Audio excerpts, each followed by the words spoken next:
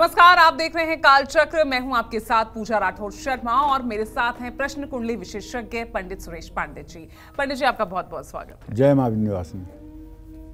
एक मंत्र, एक पाठ और एक उपाय दूर करेंगे आपकी 30 परेशानियां। देखिए कालचक्र। जी हाँ, हम सभी की लाइफ में बहुत से उतार चढ़ाव और परेशानियां आती हैं जिन्हें हम हंसते हंसते पार कर भी लेते हैं। लेकिन कुछ परेशानियां और मुश्किलें तो ऐसी होती हैं कि दूर होने का नाम ही नहीं लेती। और इसीलिए आज पंडित सुरेश पांडे जी आपको आपकी परेशानी के अनुसार एक मंत्र, एक पाठ और एक उपाय बताएंगे जो आपकी परेशानियों को हमेशा हमेशा के लिए दूर कर देंगे। तो बने रहिए कालचक्र के साथ।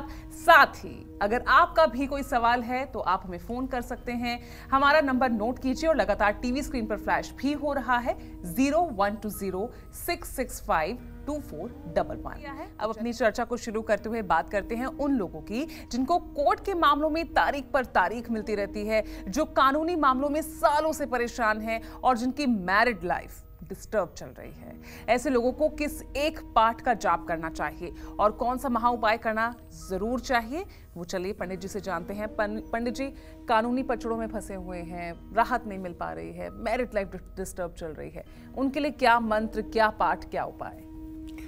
देखो पूजा, ऐसा है, मनुष्य को सुख और दुख ये उसके प्रारब्ध के अनुसार मिलते हैं, ऐसा हमारे सनातन धर्म की मान्यता है।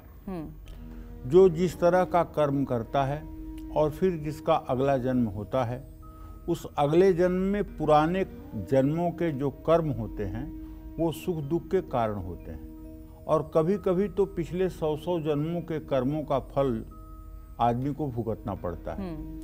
आदमी कहता है कि मैंने अपने इस जीवन में कभी कुछ बुरा नहीं किया, किसी का अहित नहीं किया, कोई गलत काम नहीं किया, जहाँ तक होश में होकर के मैं सोचता हूँ, फिर भी मुझे दुर्दिन का सामना क्यों करना पड़ रहा है। बिल्कुल। इसके पीछे जो कारण है वो ये है कि आप नहीं जानते कि आपका प्रारब्ध क्या रहा है। इसी तरह से गीता में भगवान श्री कृष्ण कहते हैं, शुचि नाम श्रीमताम गेहे योग भ्रष्टो विजायते।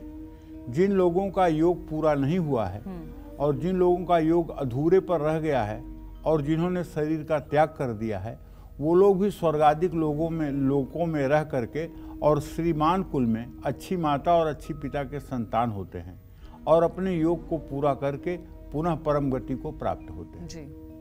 तो कहने का आशय यह है कि अगर ये मनुष्य शरीर मिला है तो सुख और दुख एक सिक्के के दो पहलू की तरह जीवन में रहेंगे।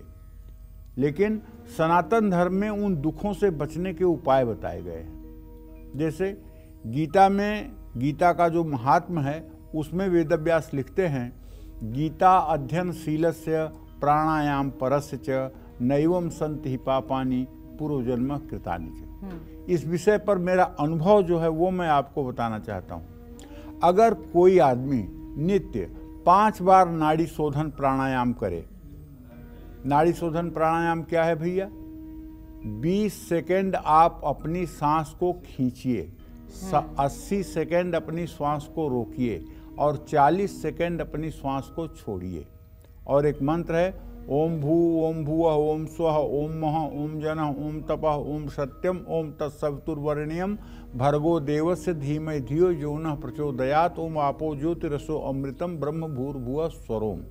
अगर इस मंत्र का 9 आवृत्ति एक सांस में आप पाठ कर लें तो निश्चित रूप से आपका योग सिद्ध हो जाएगा और आपके पूर्व प्रारब्ध नष्ट हो जाएंगे। तो कहने का मतलब कि यदि आपको कोई कानूनी मामलों के कारण परेशानी हो रही है,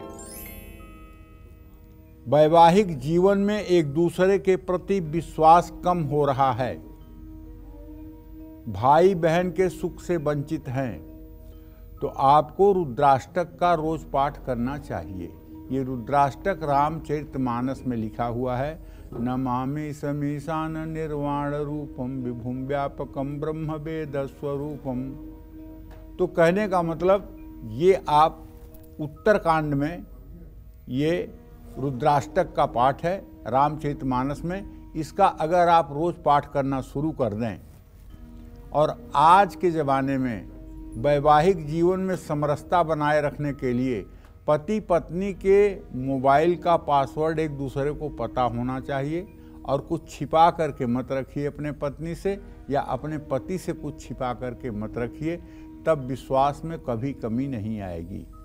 और रुद्राष्टक का पाठ करने से, भगवान शिव की आराधना करने से किसी भी प्रकार का अगर सामंजस्य में कमी हो रही है या कानूनी विषमता के कारण जीवन में परेशानियां आ रही हैं, तो उन सब चीज़ों से राहत मिलेगी, इसमें कोई दो राय नहीं है।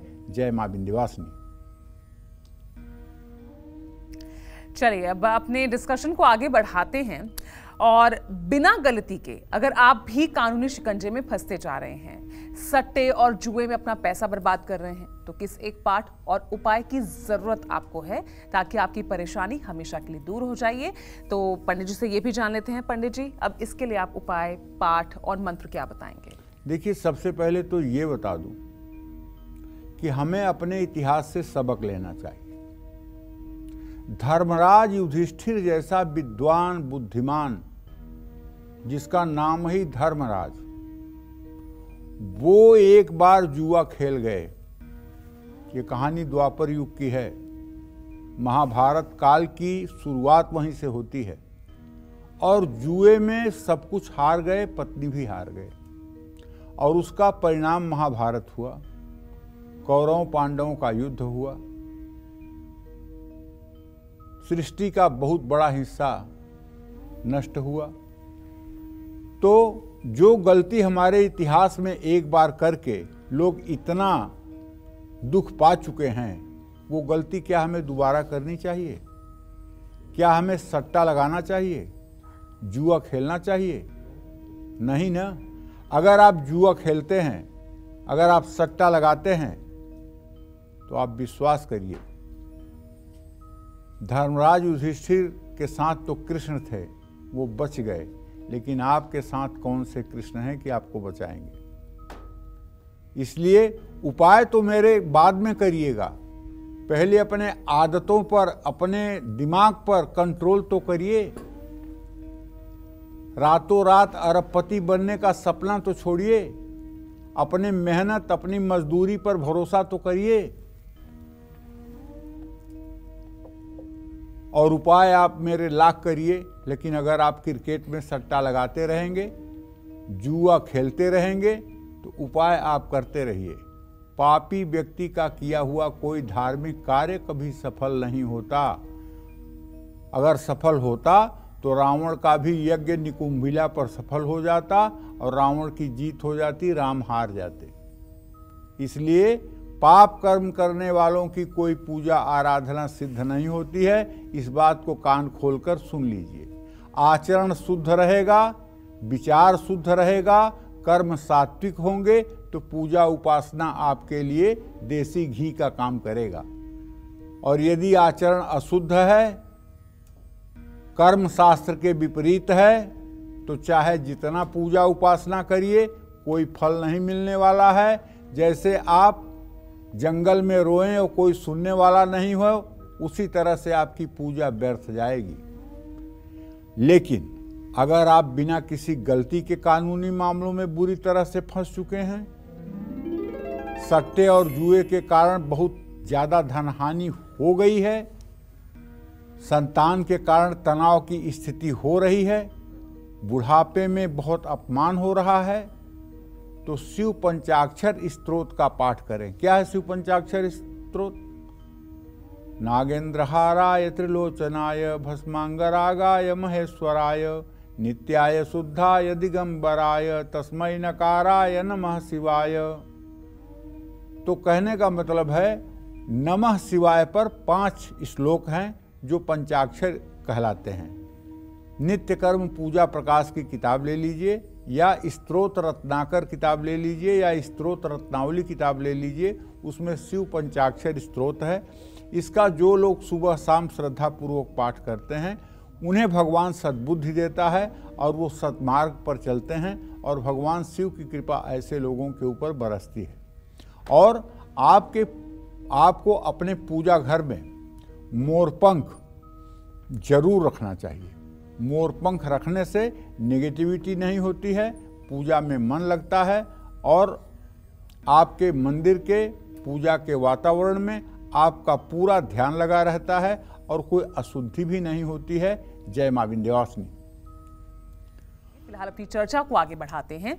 बढ़ते कंपटीशन की वजह से अगर आपको कारोबार में नुकसान उठाना पड़ रहा है, किस्मत हमेशा आपका साथ छोड़ देती है, तो किस एक चीज का पाठ और कौन सा महाउपाय आपकी किस्मत संवार सकता है? चलिए पंडित जी से जानते हैं। पंडित जी, किस्मत साथ नहीं दे रही है, कारोबार में नुकसान हो रहा है, कैसे कोप अप किया जाए? क्या उपाय, क्या मंत्र? देखिए, जिन लोगों की जन्म कुंडली में भाग्य भाव का स्वामी 8वें भाव में, 6ठे भाव में या 12वें भाव में उपस्थित होता है, या जिन लोगों के भाग्य का स्वामी अस्त होता है, या जिन लोगों के भाग्य भाव के स्वामी पर शनि राहु केतु की दृष्टि होती है, या शनि राहु केतु भाग्येश के साथ होते हैं, ऐसे लोगों का भाग्य सचमुच में साथ नहीं देता है। या जिसके भाग्य भाव पर पापक ग्रहों की दृष्टि होती है, ऐसे लोगों का भी भाग्य साथ नहीं देता है। मेहनत करने के बाद भी व्यवसाय में नुकसान होता है, पैतृक संपत्ति का सुख नहीं मिल पाता है, और तो और अकाल मृत्यु का भय बना रहता है। तो मैं आपको बताना चाहूंगा, 12 नाग स्तोत्र का एक बार पाठ करें, श्री सुक्तम और कनक धारा स्तोत्र का पाठ करें, शिव मंदिर में धातु के बने हुए नाग नागिन के जोड़े चढ़ाएं, और सुबह शाम 108 बार महामृत्युंजय मंत्र का जप करें। और जब भी संभव हो शिवालय जाकर के शिव जी को जल, दूध, गन्ने का रस, बेलपत्र और घी का दिया जलाएं। हो सके तो बर्फी और भांग का प्रसाद चढ़ाएं। ये उपाय अगर आप कंटिन्यू 40 दिन कर लें तो आपका मंद से मंद भाग्य भी भगवान शिव की कृपा से चल निकलेगा। क्योंकि सकल अमंगल मेटनहारी, भाव्यहूँ मेटि सकहि त्रिपुरारी, आशुतोष तुम अवढर दानी, आरत हरहु दीन जन जानी। भगवान शिव के लिए इस संसार में कुछ भी असंभव नहीं है। ब्रह्मा ने आपकी किस्मत में जो कुछ लिखा है उसको बदलने का अधिकार सिर्फ एकमेव भगवान शिव को है, और बिना किसी संविधान संशोधन के, बिना किसी 2/3 बहुमत के भगवान शिव अकेले उसे बदल सकते हैं, और किसी भी देवी देवता की हिम्मत नहीं है कि उसमें कोई हस्तक्षेप करे या भगवान शिव से कोई प्रश्न करे। इसलिए कलयुग में भगवान शिव की आराधना करके असंभव से असंभव कार्यों को भी पूरा किया जा सकता है। अगर आप शिवालय में जाकर के या किसी तीर्थ में या किसी ज्योतिर्लिंग में जाकर के साधना करते हैं तो भगवान शिव की सचमुच में विशाल कृपा मिलती है, इसमें कोई दो राय नहीं है। जय मां विंध्यवासिनी।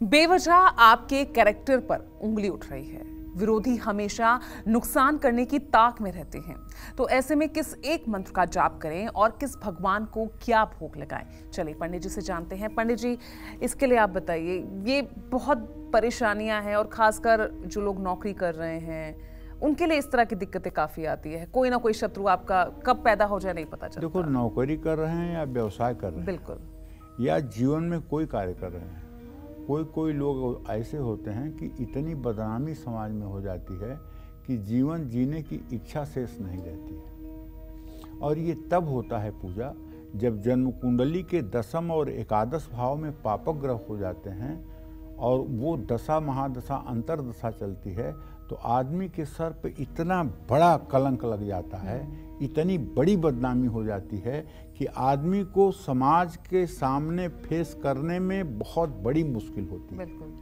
और गैर तो गैर, अपने भी मुंह फेर लेते हैं। अगर आपकी कुंडली में भी 10म और 11 भाव में पापक ग्रह है तो आपको सावधान रहना चाहिए अपने कीर्ति के रूप में, क्योंकि आपको कभी भी बहुत बड़ी अपकीर्ति मिल सकती है। कहते हैं ना कि अगर स्वास्थ्य गया तो फिर ठीक हो जाएगा, धन गया तो फिर आ जाएगा, लेकिन अगर चरित्र गया तो सब कुछ गया। अगर आपके कैरेक्टर पर उंगली उठने लगे, बृहस्पति और शुक्र आपके तृतीय भाव में बैठे हुए हैं, जिनसे आपका कोई मतलब नहीं, वो भी आपकी शिकायत करने लगे, वो भी आपसे दुश्मनी करने लगे, तो आप समझ जाइएगा कुछ स्टार ज्यादा ही बुरे हैं। ऐसे में आपको शिव मंदिर में बैठ करके, शिवालय में बैठकर, क्षमा करें, शिव मंदिर नहीं शिवालय, मंदिर तो जिसका छत चिपटा होता है वो होता है, शिवालय वो होता है जिसमें पिरामिड होता है ऊपर। शिवालय में बैठकर महामृत्युंजय मंत्र का 10 माला जप आपको करना चाहिए, और ये उपाय कम से कम 150 दिन तक करना चाहिए। भगवान शिव का पंचामृत से अभिषेक करना चाहिए, और अगर आपको रुद्र सूक्त याद है, अगर आपको रुद्र सूक्त पढ़ना आता है, रुद्रा अष्टाध्यायी के 5वें अध्याय के 16 मंत्र रुद्र सूक्त कहलाते हैं।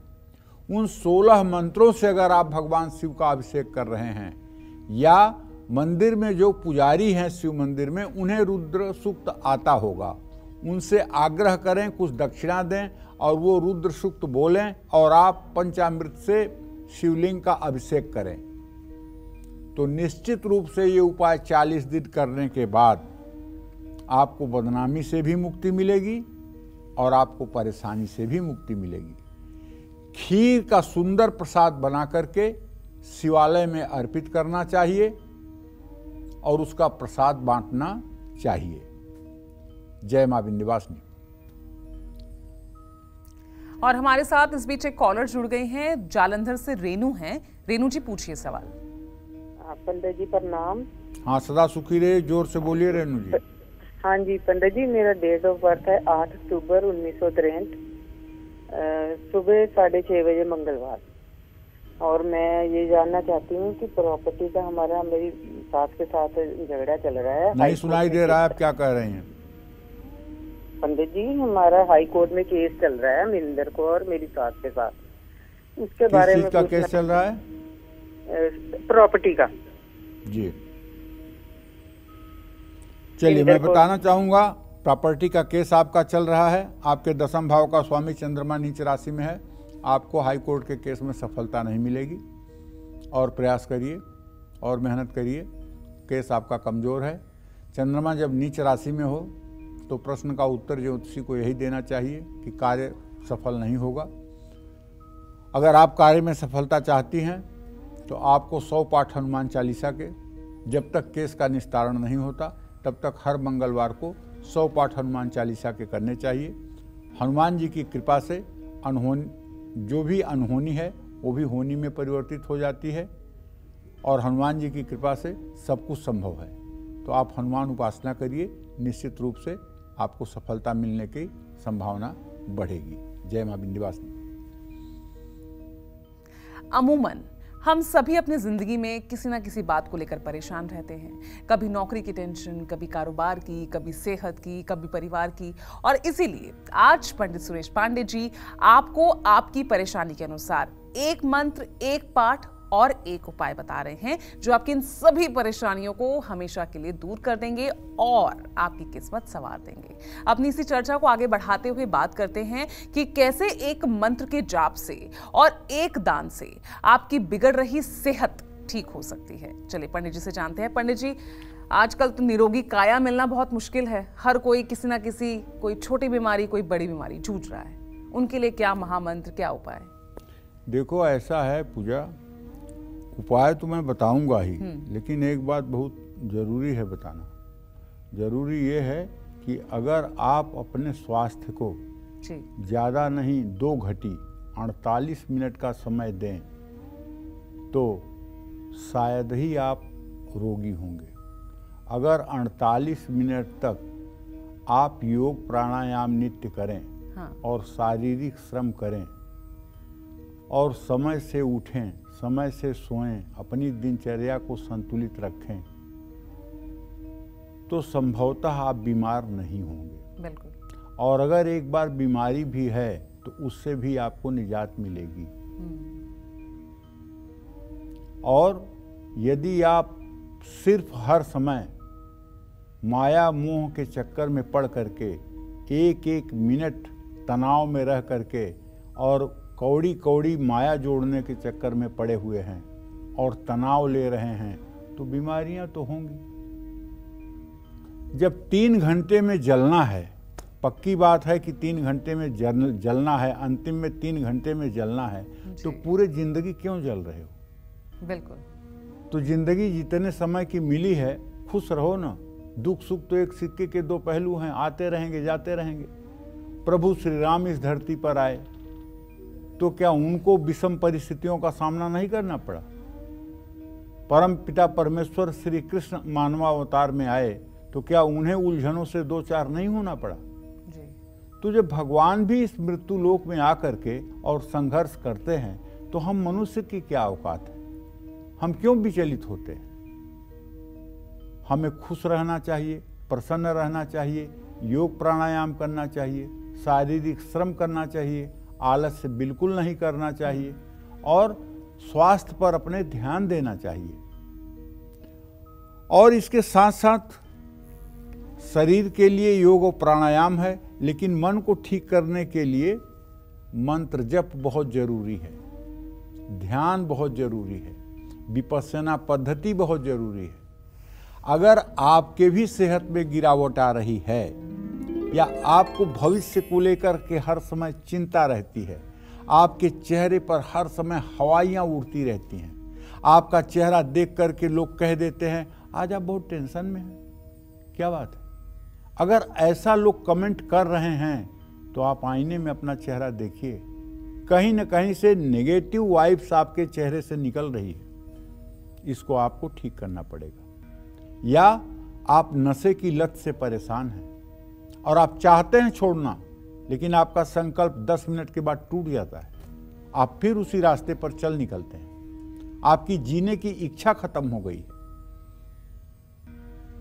या बुरा दिन आ गया है, दोस्त और रिश्तेदार अब धोखा दे रहे हैं, कोई आपसे बात करने के लिए राजी नहीं है, तो भैया ऐसे में भगवान शिव की ही एकमात्र शरण है जहां आपको राहत मिल सकती है। आपको नित्य प्रातः काल स्नान करके सूर्य को अर्घ्य देने के बाद नंगे पैर शिवालय जाना चाहिए, सफेद वस्त्र पहनकर जाना चाहिए, एक ऊनी आसन सफेद रंग का लेकर जाना चाहिए। शिवालय जाते समय एक प्लास्टिक या फिर डोलची में गंगा जल, शहद, दूध, चीनी का रस या गन्ने का रस, बेलपत्र, ये सब सामग्री घर से लेकर जाना चाहिए और शिवलिंग का विधिवत पूजन करके शिव मंदिर में बैठ करके ओम नमः शिवाय का 24 मिनट तक उत्तर मुंह करके जप करना चाहिए। ये उपाय तो कम से कम 125 दिन करना चाहिए। अगर आप 125 दिन नहीं कर सकते हैं तो कम से कम 40 दिन तो जरूर करना चाहिए। 40 दिन में आपके परेशानियों का निराकरण आपको मिल जाएगा।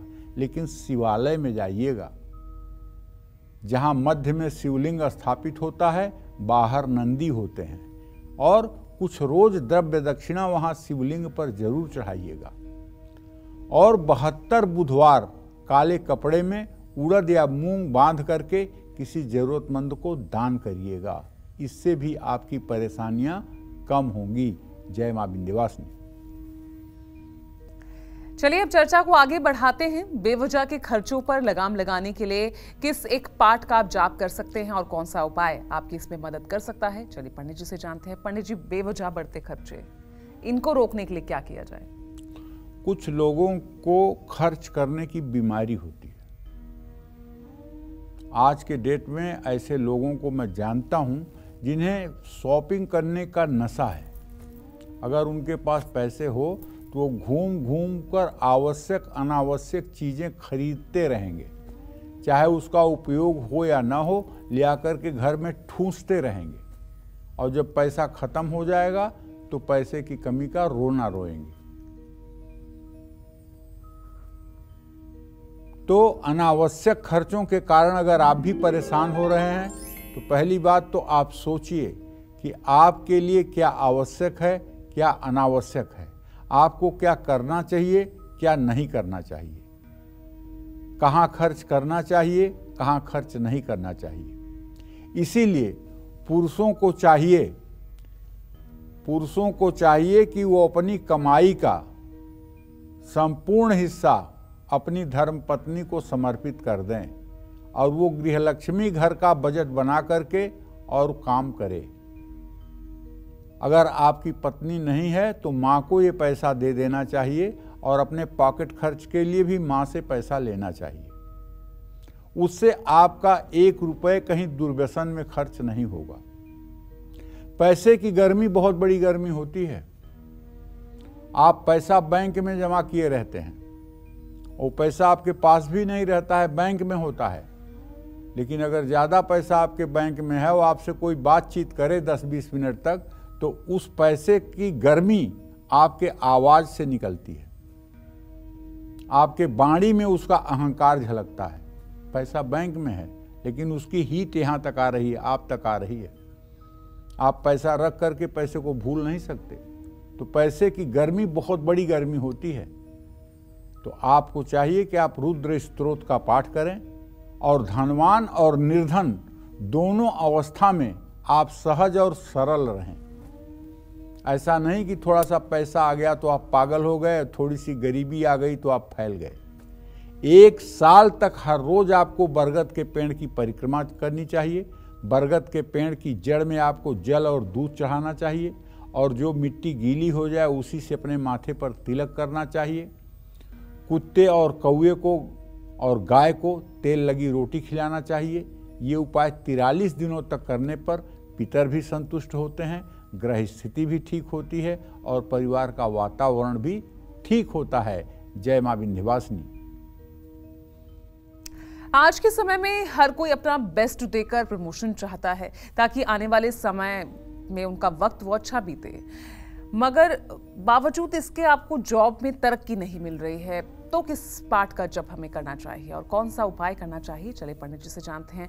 पंडित जी कड़ी मेहनत कर रहे हैं प्रमोशन पाने के लिए, हर अपना बेस्ट दे रहे हैं, फिर भी नहीं हो पा रहा है कुछ। देखो, सही बात यह है पूजा, मैं तो ज्योतिषी हूँ और किसी बात को मैं ज्योतिष के ही नज़रिए से देखने का प्रयास करता हूँ। किसी भी व्यक्ति की जन्म कुंडली में आजीविका भाव का स्वामी और पराक्रम भाव का स्वामी अगर नीच राशि में हो, अस्त हो, 6ठे 8वें 12वें स्थान में हो, पाप पीड़ित हो, तो ऐसा व्यक्ति चाहे भगीरथ प्रयास कर ले, लेकिन वो अपनी आजीविका से, अपने नौकरी से, अपने कारोबार से कभी संतुष्ट नहीं हो पाता है और न संतुष्टि लायक वो काम हो पाता है।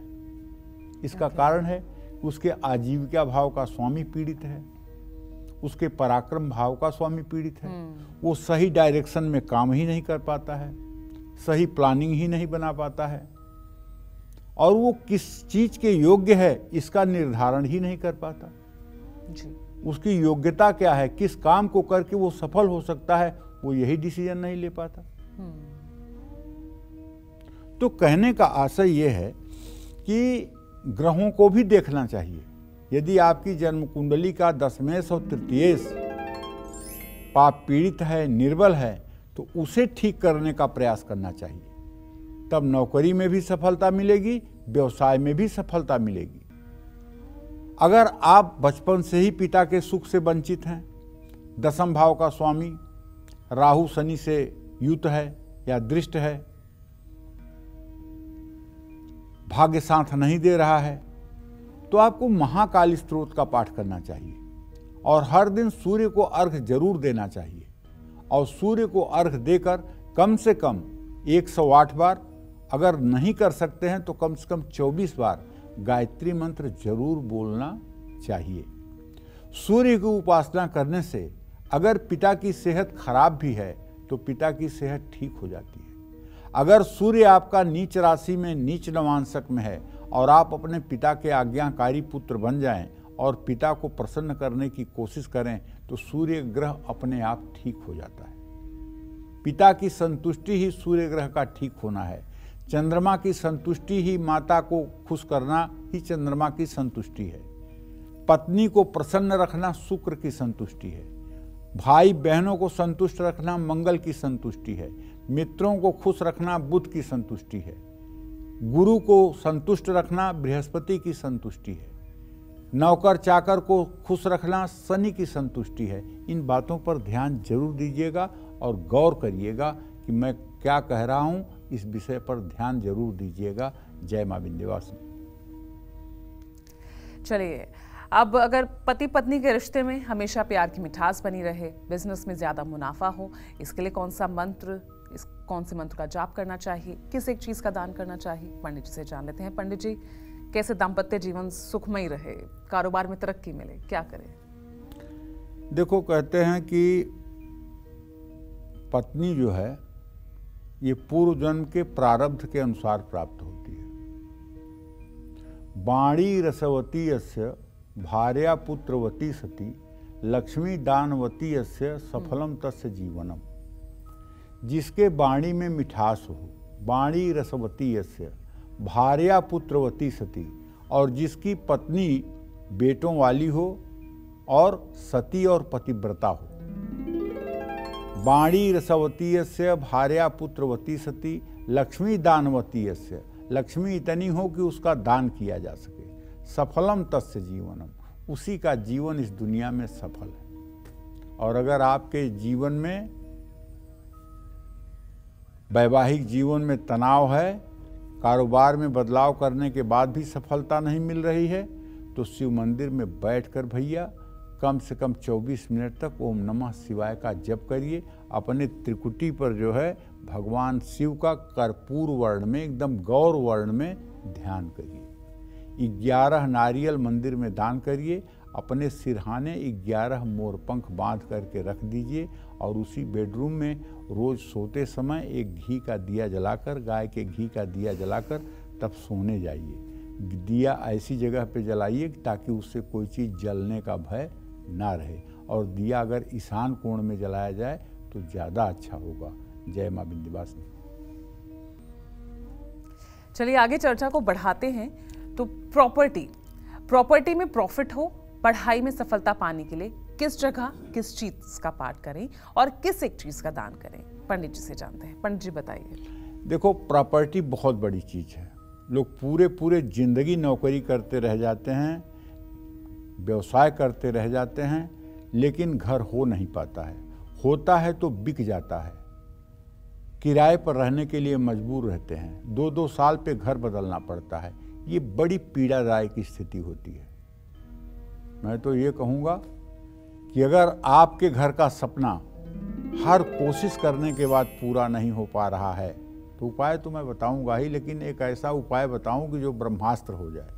तो आप विंध्यवासिनी जरूर जाइए, और विंध्यवासिनी जाइएगा। माँ विंध्यवासिनी का दर्शन करने के बाद काली खोह में महाकाली का मंदिर है, वहाँ जाइएगा, और वहाँ काली जी का दर्शन करने के बाद रोपवे पे चढ़ करके ऊपर जाइएगा पहाड़ पर। वहाँ आप देखेंगे ना, हजारों घर पत्थर के बने हुए हैं। वहाँ गिरे हुए जो पत्थर हैं पहाड़ पर, उन पत्थरों को उठाकर आप भी एक घर बनाइएगा। और अगर ये उपाय आपने 2-3 बार कर दिया तो आप विश्वास करिए 24 महीने के अंदर आपका भी घर होगा। अगर आपके कारोबार में अस्थिरता है, पढ़ाई में सफलता नहीं मिल रही है, संपत्ति को नुकसान हो रहा है, तो शिवलिंग के सामने बैठकर शिव चालीसा का पाठ आपको 10 बार करना चाहिए, और साबुत मसूर का दान आपको किसी हनुमान मंदिर में करना चाहिए। जय मां विंध्यवासिनी।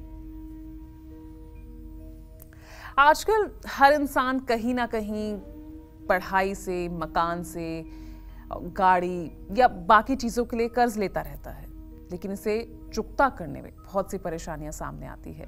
अब ऐसे में किस मंत्र का जाप करना चाहिए, कौन सा उपाय करना चाहिए, चलिए पंडित जी से जानते हैं। पंडित जी, देखा जाए तो आज हर कोई किसी ना किसी कर्ज के तले दबा हुआ है, कैसे छुटकारा पा सकते हैं? कर्ज कुछ लोगों के लिए स्टेटस सिंबल है। बड़े रोब से लोग कहते हैं, मैं एक फोन कर दूं तो मेरे पास करोड़ों रुपए आ जाएंगे। और मेरे पिताजी कहा करते थे, गए पूत जब मांगे पाए।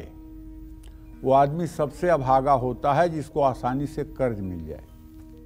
वो आदमी सबसे बदनसीब होता है जिसको आसानी से कर्ज मिल जाए, क्योंकि कर्ज अगर आसानी से नहीं मिलेगा तो आप स्वावलंबी होकर के अपनी समस्याओं का समाधान करेंगे, और अगर कर्ज आसानी से मिल रहा है तो आप चारवाक के दर्शन पर जिएंगे।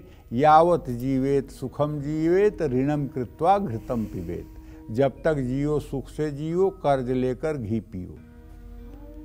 तो अगर आपके भी बच्चे रोग से परेशान हैं और कर्ज के लेन देन में नुकसान हो रहा है, तो भैया आपको ऋण मोचन मंगल स्तोत्र का पाठ करना चाहिए। अगर 1,00,000 2 लाख कर्जा है तो ऋण मोचन मंगल स्तोत्र का 7 बार सुबह शाम पाठ करने से कर्ज से आपको मुक्ति मिल जाएगी। लेकिन अगर बहुत बड़ा कर्जा है तब तो आपको गजेंद्र मोक्ष का पाठ रोते हुए करना चाहिए। इतना ज़्यादा आपके मन में भाव आए कि आपके आंखों से आंसू निकले, और राम दरबार के सामने गजेंद्र मोक्ष का पाठ करिए रोज सुबह शाम।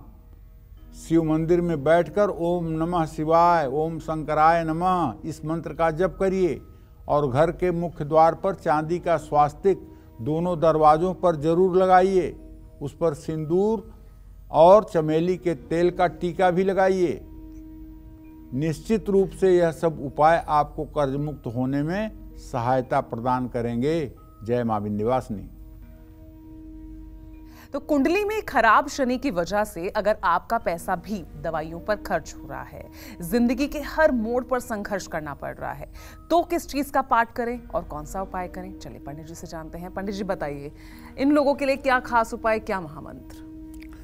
देखिए, सुख दुख तो मैंने बताया कि एक सिक्के के 2 पहलू हैं, और ये शरीर व्याधि का मंदिर है, रोग का मंदिर है।